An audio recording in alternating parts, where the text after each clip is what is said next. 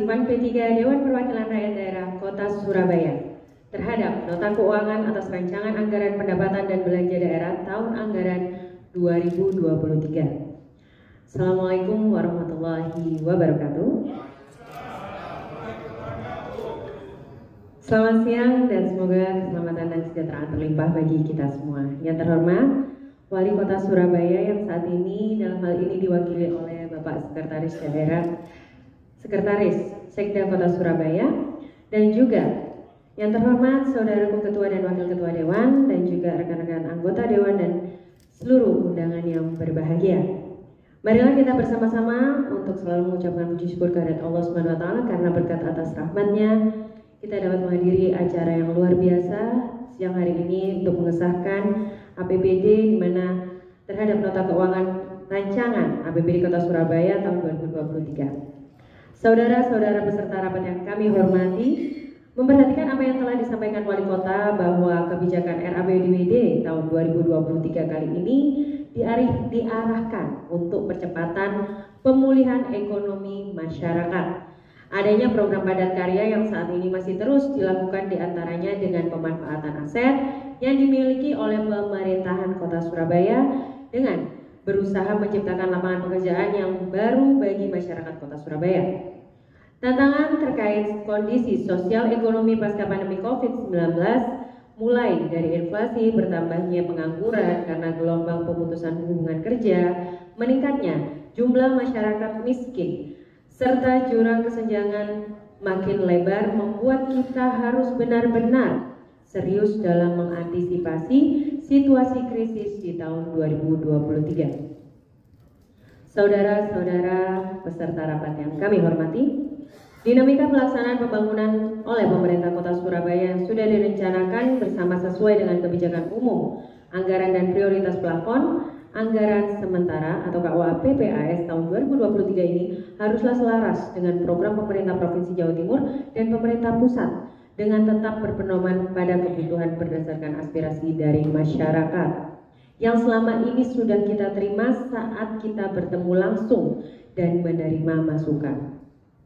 Selanjutnya, melalui pandangan umum ini, pada kesempatan ini, fraksi kami barangkali belum bisa menyampaikan koreksi dan evaluasi RAPBD 2023 ini dengan komprehensif dan detail, mengingat ketersediaan waktu yang membahas dan mengoreksi RAPBD secara internal fraksi kami dari eksekutif sangatlah terbatas.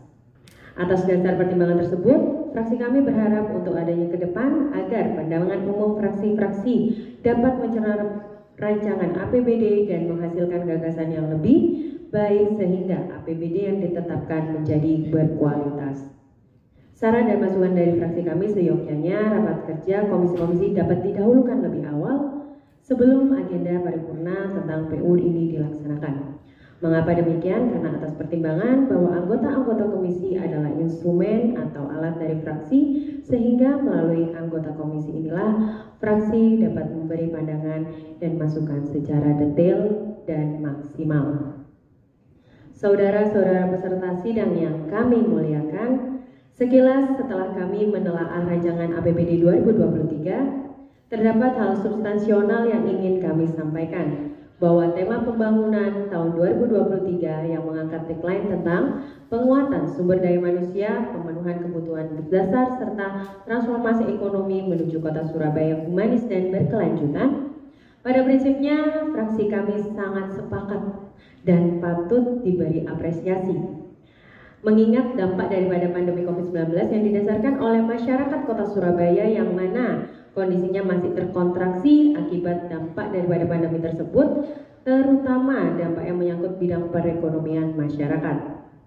Fraksi kami sangat mendukung eksekutif dalam prioritas pembangunan ke depan melalui APBD 2023 ini diarahkan pada pemulihan ekonomi masyarakat melalui pelaku usaha mikro dan padat karya. Saudara-saudara peserta yang kami muliakan, kembali pada materi rapat paripurna hari ini dengan memperhatikan situasi di atas, maka pandangan umum fraksi kami atas Nota Keuangan RAPBD 2023 ini sebagai berikut.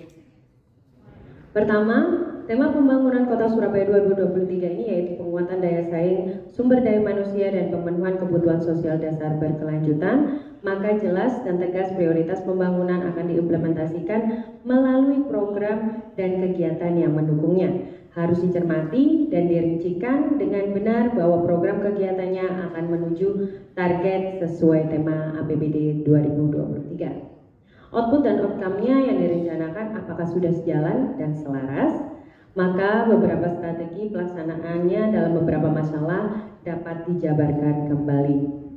Dan yang kedua, sesuai dengan semua prioritas yang menjadi program dan kegiatan, harus tetap mengacu pada di mana prioritas kebutuhan masyarakat berdasarkan usulan musrenbang dan pokok-pokok pikiran DPRD.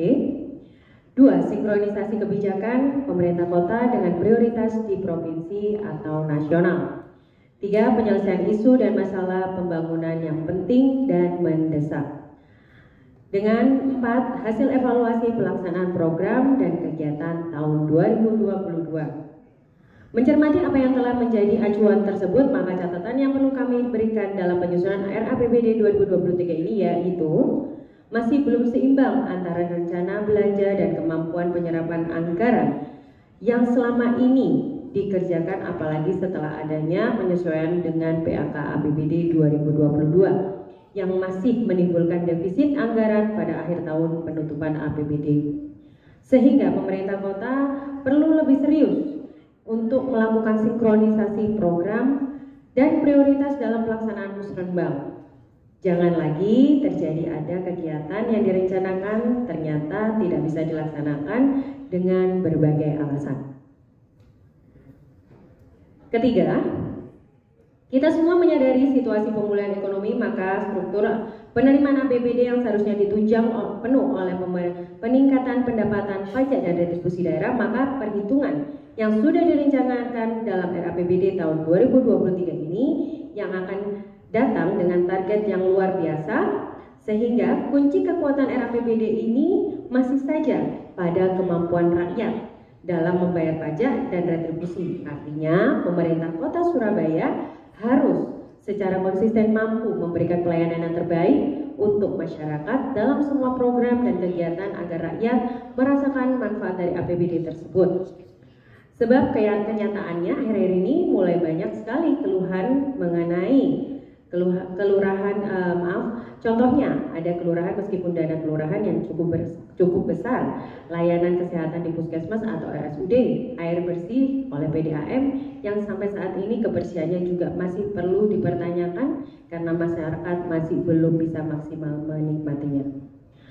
Yang keempat, RAPBD 2023 yang berorientasi pada proses pemberdayaan masyarakat berpenghasilan rendah atau MBR dan UMKM dalam menyusun program ke depan harus diawasi dengan maksimal sehingga tidak lagi terjadi masing-masing OPD berjalan sendiri-sendiri dan sering tumpang tindih dan menyulitkan kita dalam merumuskan kebijakan lanjutannya serta untuk intervensi program apalagi yang diperlukan untuk bisa meningkatkan kesetaraan rakyat.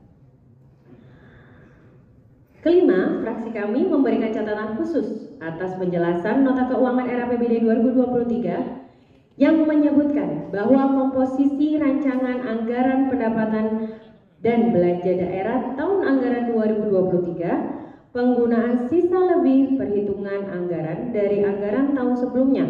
Artinya pola penganggaran kali ini masih membutuhkan tingkat kecermatan yang seharusnya lebih baik oleh karenanya akan tampak dari hasil audit saat LPJ APBD nantinya. Dan semoga tidak menimbulkan persoalan di kemudian hari. Yang keenam dan yang terakhir, setelah kami mencermati RAPBD 2023 ini terutama pada pos belanja anggaran, terdapat persoalan krusial yang ingin kami sampaikan bahwa tidak selarasnya antara tema pembangunan dengan belanja anggaran yang dialokasikan. Dalam RAPBD 2023, alokasi anggaran untuk pelaku usaha mikro dan padat karya sangat amat kecil sekali. Sedangkan alokasi anggaran untuk pembangunan yang bukan merupakan skala prioritas sangatlah besar. Mempertimbangkan hal tersebut, maka kami merasa pesimis dengan tema besar pemerintah untuk dapat mengurangi pengangguran, pengentasan kemiskinan, dan juga pemulihan ekonomi pasca pandemik ini. Hadirin peserta rapat paripurna yang berbahagia, demikian pandangan umum fraksi PAN P3. Semoga apa yang telah kami sampaikan dapat menjadi masukan dan bermanfaat untuk mewujudkan keadilan dan kesejahteraan sosial di Kota Surabaya tercinta ini. Wabillahi taufiq wal hidayah. Wassalamualaikum warahmatullahi wabarakatuh. Surabaya, 5 Oktober 2022, fraksi PAN P3, Dewan Perwakilan Rakyat Daerah Kota Surabaya, Juliana Ifawati, Ketua dan Juru Bicara. Terima kasih.